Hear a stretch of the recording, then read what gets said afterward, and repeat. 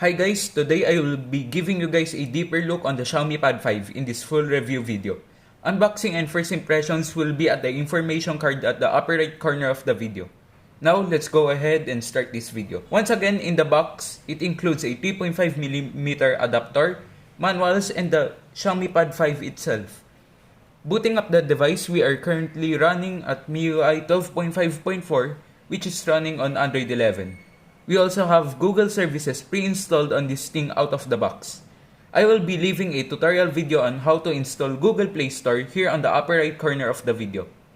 Anyways, the Pad 5 can be chosen in 3 colors: black, green, and finally white, which is the color that I have here.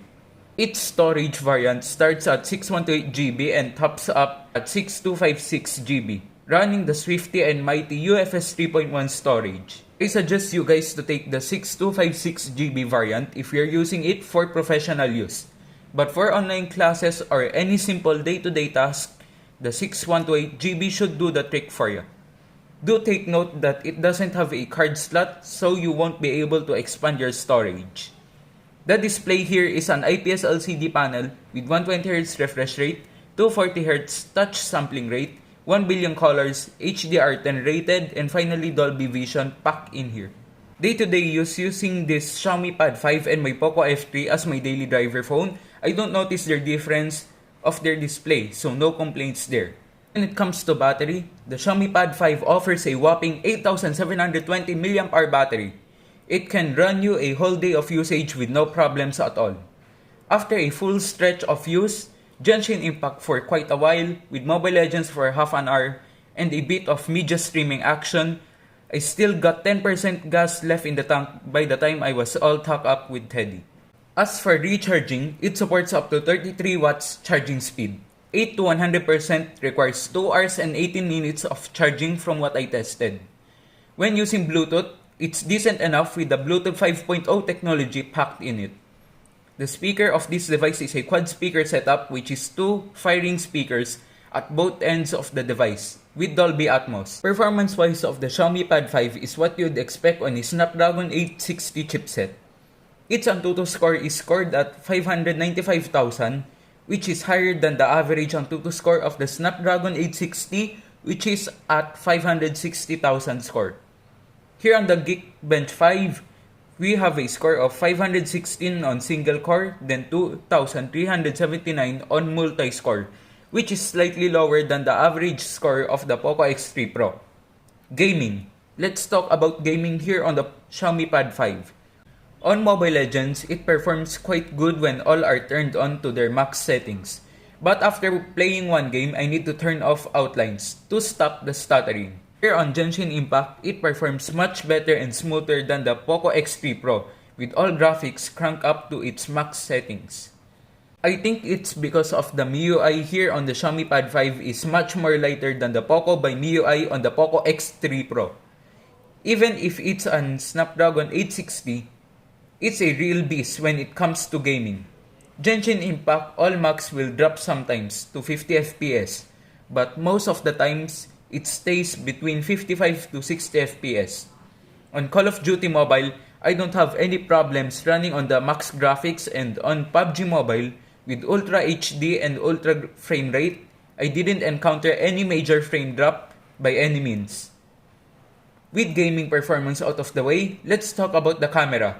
On its rear boasts a 13 megapixel camera, and here on the front is a 8 megapixel camera. Its 13 megapixel camera shots in indoors condition with slightly mediocre lighting is that it produces an okay image for its category and pricing. Here are other sample shots from the Xiaomi Pad 5 using its rear camera.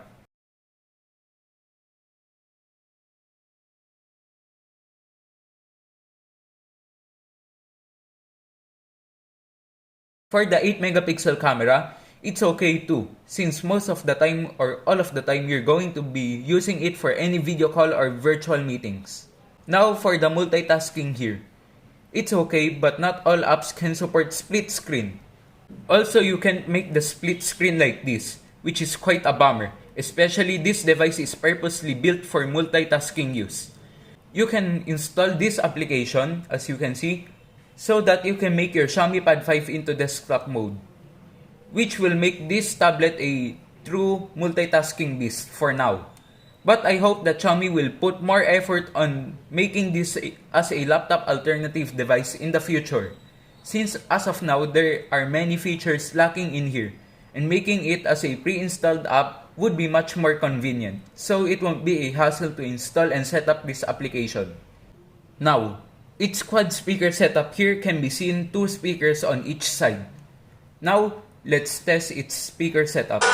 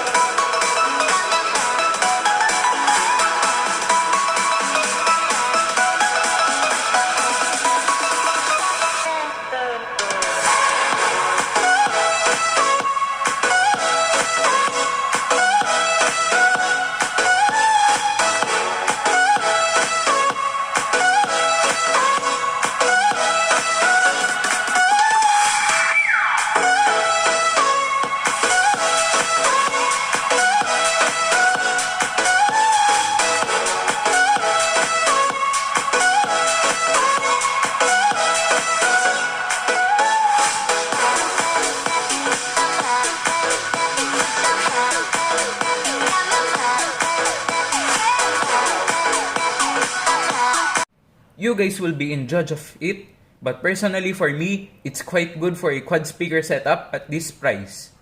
Final verdict here on the Xiaomi Pad 5 is that as an overall package, it is a really good tablet for its price. Especially it has a pen and external keyboard sold separately from the device, which can give you more features. The IPS LCD display here isn't a cheap display in any way. The build quality of this is really premium and solid with its aluminum back panel and side frame. But the front screen is a regular glass protection. No Gorilla Glass protection here, but out of the few days that I used this, there were no scratches here on the screen. Quad speaker setup is decent for its price. Battery is a big yes here on the Xiaomi Pad 5, with it draining slowly and pairing it up with a 33-watt charging speed. Onto camera performance. Please don't expect it to be on par with any smartphones at this price, since this is purposely built for multitasking use and not for photography. And finally, its chipset. The Snapdragon 860 here on the Xiaomi Pad 5 is really powerful and monstrous, and it really means business. Downsides here on the Xiaomi Pad 5 is the lack of memory card support. No headphone jack built in, but once again, they come with a 3.5mm dongle in the box. The multitasking here is bad since its software is new, but expect it to get better over time as Xiaomi will surely provide more updates here on the Xiaomi Pad 5. And finally, its packaging. It doesn't have a clear case bundled in here and no pre-installed screen protector here. Overall, as an package, I can highly recommend you to get a hands-on on one of these since it performs well overall. Thank you for staying up to the end of the video. Hope you enjoyed watching it and consider subscribing for more contents like this. Anyways, I'll see you guys in the next one. Peace.